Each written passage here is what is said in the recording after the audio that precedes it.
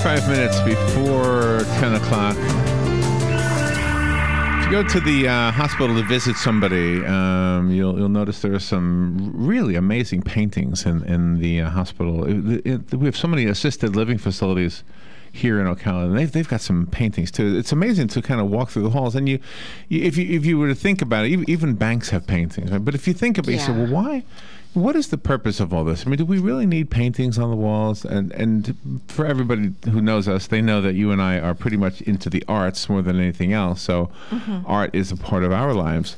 And I've often thought, gosh, we don't contribute to the world anywhere near as much as a doctor or police officer or anybody else. It's almost like the artist is like the lowest on the rung. And then, but then when you realize, when you're standing in the hospital, and you're very, very worried about somebody who's in surgery, you find yourself standing in the hallway, and you're up real close to one of those paintings, like a landscape or something, and you're looking at this painting, and you're thinking about what you're thinking about, and you don't realize how that painting is actually helping you cope with that moment.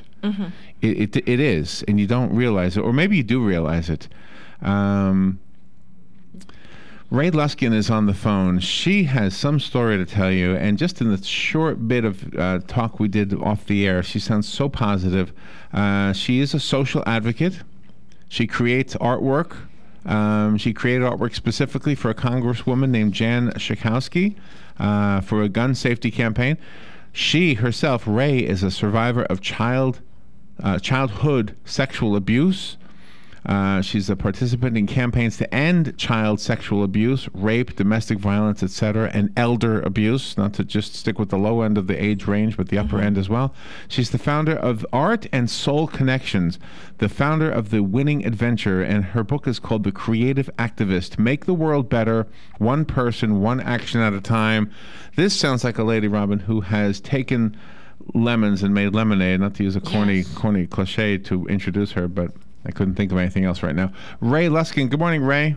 Good morning. Thank you for that introduction. And yes, instead of saying lemons to lemonade, I say I take cocoa, and make a rich chocolate dessert. Oh, I like that. Yummy. That's even better. Yeah. So yeah, how's that? I like that really good. Where are you? Where are you calling from?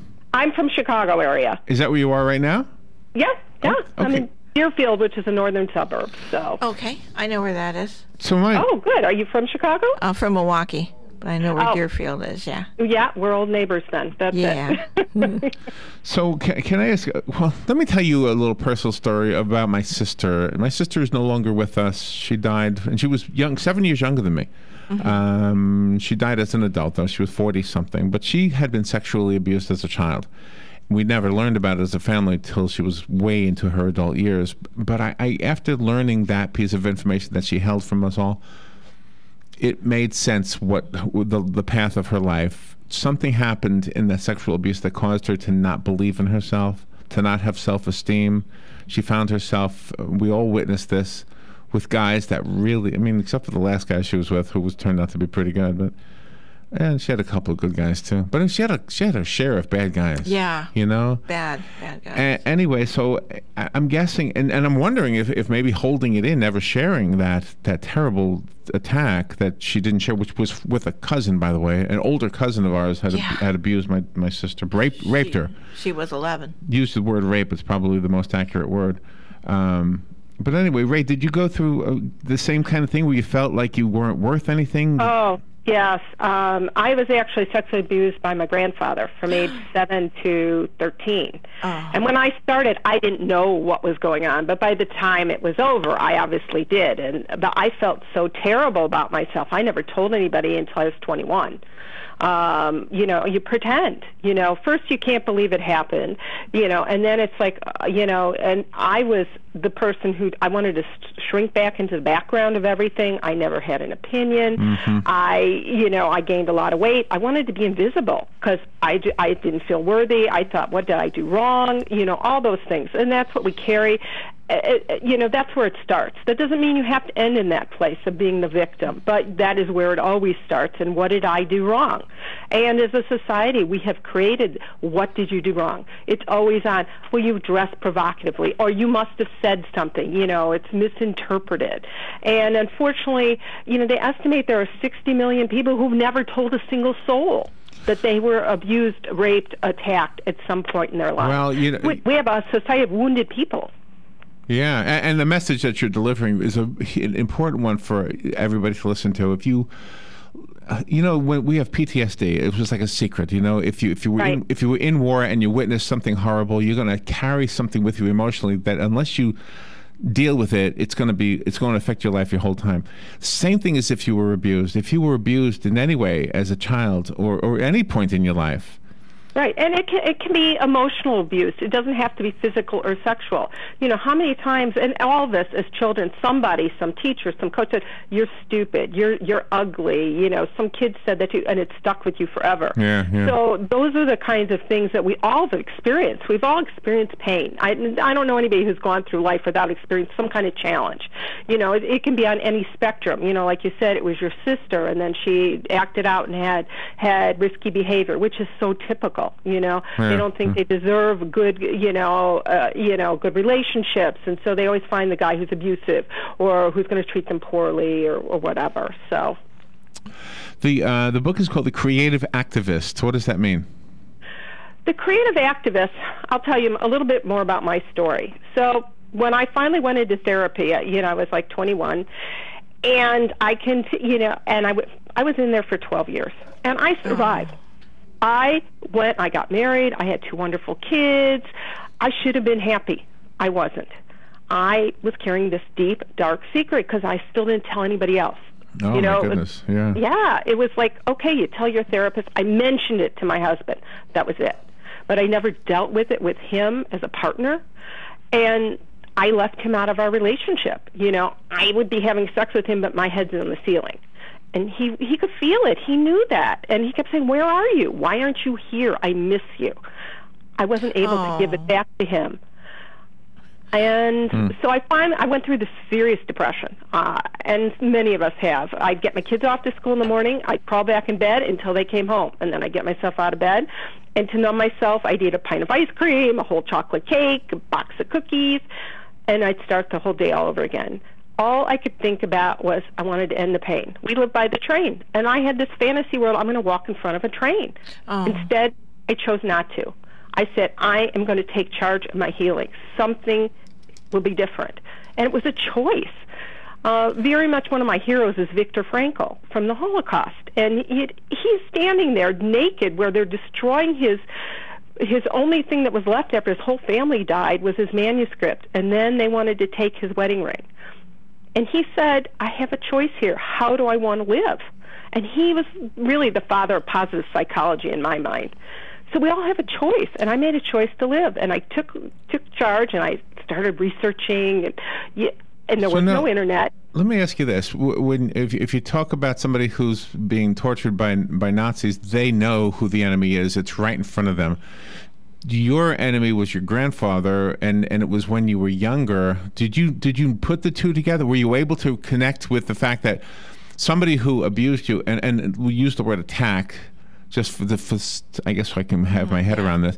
So somebody who attacked you wasn't attacking you at that moment, but did you recognize that it was still affecting you in the same way as if it was at that moment? No, not as a child. Later on, and mine was very complicated because I knew he loved me. He was sick, but he loved me. And he was the one person in my life who really got me. He was an artist. I was an artist. We connected on a certain level. And so it was a very complicated event. And one of the keys for me was to forgive myself, forgive my parents for not protecting me, and forgiving him. That's one of the keys to turning your pain to purpose. Starting there, because you can change the directory of your life by owning that piece of it. You can forgive yourself. There's so much more we want to ask you, and we have an opportunity to do that. But I didn't get back to the creative activists. I'm sorry. Okay, that's okay. Well, can you just hold that until we take a break? I'm sorry, it's just the nature of the radio business. So we'll take a break and be right back. Ray Luskin is our guest, and I'm loving the conversation. You know how I know it? Because it went too fast already. So The Creative Activist is the title of the book. How to Turn Your Pain into Purpose. The art, or rather, how art can change your life. We'll take a break and be right back. Stay informed on everything going on in the villages with the Village Spectator newspaper. The Village Spectator is exclusively devoted to the villages with news, commentary, and more. And yes, they have Tom's Picks, a free referral for people who are looking for a company to do work for them. Tom's Picks will refer the company that fits your needs, and all we ask is that you tell them where you heard about them. Call Tom's Picks at 804-1223 and pick up your copy of the Village Spectator today. Now read Ocala Downtown newspaper online. It's an in-state rivalry game this week as the Florida State Seminoles take on the Miami Hurricanes. Make sure you check it out right here on WOCA, brought to you by Tri-Eagle Sales, your local Bud Light distributor. The kickoff is at 8 p.m. this Saturday night. Florida State versus Miami right here on 1370 AM, 96.3 FM, WOCA The Source, brought to you by Tri-Eagle Sales. Don't miss it. The weather is brought to you by myfwc.com. Safe boating is no accidents. For today, intervals of clouds and sunshine, high rip current risk at the coast. There can be a shower or thunderstorm as well later today, especially over the interior, the high 84 to 88. Partly cloudy tonight, there can be a brief shower or two in the area, low 69 to 73. For tomorrow, more clouds and sun with a couple of showers and a thunderstorm or two, the high 82 to 86. From the Florida Weather Center, I'm meteorologist Joe Lundberg. All right, let's see, it's 9:46. Let's return to our guest. Ray Luskin is on the phone. She is talking to us about her book, The Creative Activist, How to Make the World Better, One Person, One Action at a Time. And Ray, we were talking about how art works with this all, and I want you to explain that. But it seems like art is therapeutic if you're creating it. Whether you're good at it or not doesn't seem to matter. Mm-hmm. And it also helps when you're just simply enjoying it. It just like go to an art museum or something. Oh, creative expression is one of the keys to having a more rich and beautiful life, period. It doesn't matter if it's for pain or just for enjoyment. We all have the ability to be creative. I believe it's our birthright. I believe every child, we all have that imagination. I want to be a ballerina. I want to be an astronaut. I want to be a fireman. And we play, and we have this great imaginal world as children. And unfortunately, as we get older, it's sort of knocked out of us. Somebody says, sit in your seat, stop daydreaming. But that's such a big part of who we are. And when we allow that, we can be more fully expressed. It's an amazing tool. And I used it, and I know many people who've used it to heal. That was one of my biggest tools. And I'm an artist, as I said before, but I started with scribbles and doodles. It's about the process. We retain memory in ourselves. And this is a way to get it out there. It's a balance of your right and left brain. You're changing those synapses, those neurons, by creating art. And this is in the loosest form when you're scribbling and doodling, and that is something everybody can do. They've done studies, and it's why they found that it lowers your blood pressure, reduces, it releases endorphins. You are healthier. You feel better. If somebody is listening now and they are being sexually abused and they're not, they haven't gone through it and then it stopped and they didn't realize till in their 20s, but if they're young now and they're being sexually abused, what kind of words can you give them for them to get the courage to open up to go tell somebody? Oh, this is the one that touches my heart. That's a great question. Thank you, Robin. I know for me, I didn't tell anybody until, I told my family when I was 25, and unfortunately I got the response from my father who said, well, if it happened, just get over it. Well, that is not the way you ever want to speak to somebody who's been in this kind of situation. They need encouragement. I will tell you, I finally told my story in public in 1983, somewhere around there. Mm-hmm. And the first time I told my story and my knees were knocking, I was terrified. Somebody came up to me afterwards and said, you saved my life. So by really talking about what's going on, you're saving yourself, you're saving all the other family members, because usually if somebody is attacking you, if you're in an incestuous situation, you're usually not the only one. They are, attacking somebody else. Yeah, probably. So you want to stop them. So you want to take some power back. And I think that's the other piece. You want to feel, you don't want to spend the rest of your life being a victim. And you will unless you tell somebody. So let me ask you this. I'm trying to think of how to ask this question. If you if you're creating art, let me say music instead of art, because I know, because you're a musician. Oh yes, thank you. So I know. Okay, but I saw you've got a band. So if you're writing, music is art. Music is art. It doesn't have to be painting on the wall. All right. So let's look at it this way. A love song is like a landscape. Like a political protest song is like a piece of art that I don't know what you would call, like painting a clenched fist or something. You know, I'm trying to think of the equivalent in the world of paintings. But I've often thought that a love song, it just does just as much good as Power to the People, you know, or something like that. I don't know. Do you agree with that?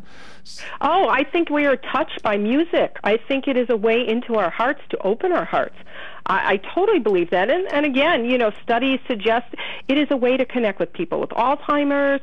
They may not recognize you, but they recognize a song, and they can hum along. So music is a powerful tool for healing. Okay, so The Creative Activist is the title of the book, and I'm trying to decide if you are a creative activist, if you are... If you're a musician and you're telling a story, you're a creative activist. We have the power to do good in the world, every one of us. We have the power to be role models, mentors, volunteers. And if your gift is music and you're sharing it with the world, you're a creative activist. But that's how I look at it. Okay, but let's say, because we do a radio show too, let's say we're doing a radio show and we're so disgusted with people shooting each other, we're so disgusted with ISIS chopping off people's heads, that, okay, now we're done with the radio show, let's go to our own environment and let's create a song. And we write this beautiful love ballad or something, and then somebody says to us, why don't you write something that protests ISIS? Why don't you do that? I always say, this doesn't, I don't need to do that. I think this helps people just as much as the protest song would. I don't know. I agree. I think visioning is such a big part of how we change the world. I believe in the idea that when we vision something, and if it's in the positive, it changes it. There's been a study, there was a Japanese scientist who studied water, and if you you'd frozen like the crystals, and he found that if you used the words love, peace, you played beautiful music, the crystals were gorgeous. And if you didn't, they were ugly. I mean, that's the best way to put it. Where did I see this? Yeah. What the Bleep? Oh, there was a movie. Yeah, What the Bleep? Yes, yeah. What exactly. The Bleep? And so I totally believe in that. And I think the visioning is really important. Let's think about it this way. You know, 150 years ago, if you wanted to cross the country, you know, you had to take a horse and wagon, but somebody had to think about flight.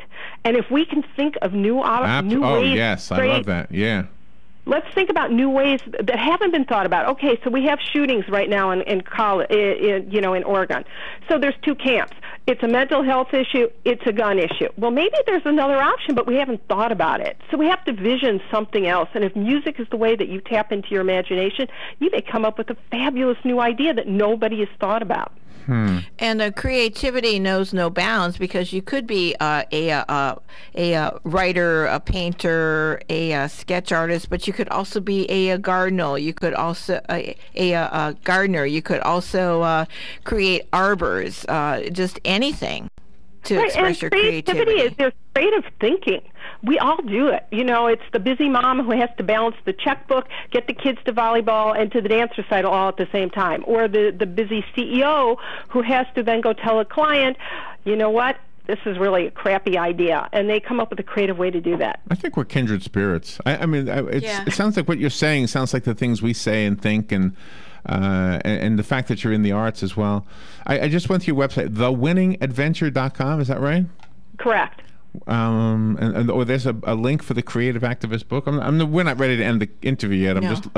There is, and one of the things I have on there is a free, what I call a free report on how to vision, because I think we as a society, if we start thinking in terms of what is the legacy I'd like to leave, what do I want to be known and remembered for, whose lives do I want to touch, we will change how we live our lives and create a more peaceful, sustainable world. And so people can go there and sign up for it. And you really have a way of expressing yourself, because sometimes when people go to clubs and organizations, even to the schools, and they talk about sexual abuse, and they're there trying to encourage people that if they are abused, that they need to step forward. It's more of a lecture persona and not a creative persona that you are emitting to warm up the people and say, hey, yeah, I can do this. Right. I think it is. It has to be. I can do this. And part of it is, I know for me, part of my healing was making the choice to heal, which was every day. I used gratitude, wins, I made a list, I did affirmations, all those kinds of things, forgiveness work. But again, as I go back to this idea, what would I love? And when you're stuck in that place of, I'm a victim, there's no way out, you don't come up with what would you love? What would be fun? What would make my life better? What would make somebody else's life better? I mean, instead of it's why me, how can I use this experience? Reframe it. So how can I make my pain into purpose? I think that those are keys to turning our lives around. Yeah, I love what you're saying. Yeah, yeah. Gosh, I'm looking at you. You're Wonder Woman in this picture. I have fun. What can I tell you? I like the fact also that 10% of the proceeds from your book goes to Northwest CASA. Can you tell us about them? Right. Northwest CASA is a local agency that provides free counseling to any survivor and their family as well. And they go into the schools and educate. They create awareness campaigns and go around and talk to the different high schools and junior grade schools. They have a project. They have two that they do during the year. One is called the Clothesline Project, which again is a very visual thing. There are different, as we said before, you said it, elder abuse, there's domestic violence, there's sexual assault, incest.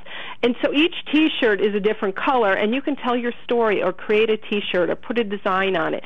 And they use that as one of the tools when they go into the schools. So there's a way that it's fun, it's interesting, it gets people talking in just a different way, it inspires conversation.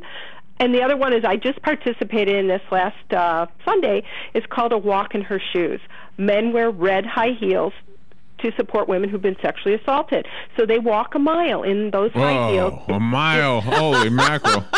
It is fun, and it garners attention. People are like, what is that? Why are you doing that? Already. I'm hurting just thinking about it.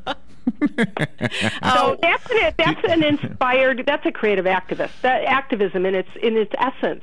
What better way to inspire conversations? We need to engage and educate and empower people so that they feel they can make a difference in the world. My goal is to have 1 million creative activists worldwide working on all different issues. I think that a new brain trust. Two things I want to make sure we mention in order to be fair to the book, and it either went over my head or we didn't say it yet. And I'm getting this from your website about the book itself. It says the book contains 36 stories from people who have embraced their personal power and creative gifts to create change in the world around them. That's number one thing I think the listener needs to know about the book. The other thing is that the book provides practical exercises and asks questions that'll help the person. Mm-hmm. So in order to be fair to the book, because I want the listeners to know what's in the book. Right. Yeah. I actually ended up interviewing 150 leaders around the country. And I chose 36 stories, and each one has 3 personal development questions and a take action step, because that's the act in activism. And without taking action, we don't ever change. We need to step up, and that also builds our courage muscles, so we feel empowered. So I like the format because you can read one story at a time. You can pick one question a day to work on. Right. So there's lots of ways to do this. I'd love to see groups getting together to go through the book, because there's actually, the idea is to start with what's your legacy, which we just mentioned before. How do you tap into your courage? Right. Well, how do you... earlier when you said that somebody came up to you and said you saved her life, you saved that one life, and you are amplifying what you did that day with the book and with your appearances in the media, whether it's radio or TV, and you are saving, I'm guessing, thousands of lives, and you'll never know about them all. Thank you for what you're doing, Ray. I loved speaking to you. I think you are kindred spirit with us. The website is thewinningadventure.com. The book is The Creative Activist. Thank you, Ray. That was great. Oh, thank you so much for having me. I feel like we could probably talk for the next hour easily. I'm sure we could. I'm sure we could. All right, we'll be right back. This is WOCA Ocala. 3FM, The Source. Fox News Radio. I'm Lillian Wu. We're getting more details about the school shooting this morning, which has left one student dead at Northern Arizona University. Two separate student groups got in